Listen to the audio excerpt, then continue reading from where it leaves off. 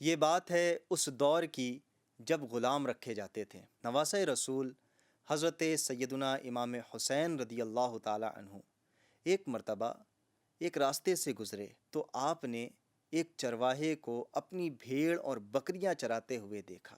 اس چرواہے نے جب آپ کو دیکھا تو ایک بکری تحفے میں آپ کو لا کر پیش کر دی۔ اس پر آپ نے اس سے سوال کیا کہ تم آزاد ہو یا غلام ہو؟ اس نے عرض کی سیدی میں تو غلام ہوں۔ اس پر آپ نے اس سے فرمایا پھر یہ بکری واپس لے جاؤ۔ اس نے پھر وضاحت دیتے ہوئے کہا حضور یہ بکری میری ہی ہے اور میں ہی اس کا مالک ہوں۔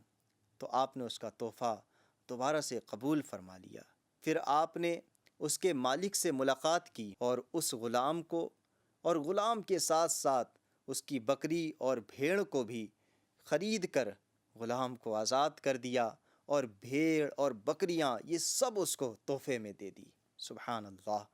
ہمارے امام حسین رضی اللہ تعالی عنہ کتنے جنرس، کتنے سخی اور نرم دل تھے۔ اللہ پاک کو سخی بندہ یہ بہت زیادہ پسند ہے، جیسا کہ اللہ پاک کے آخری نبی صلی اللہ علیہ وآلہ وسلم نے ارشاد فرمایا کہ سخی آدمی یہ اللہ سے، جنت سے اور لوگوں سے قریب ہے اور دوزخ سے دور ہے۔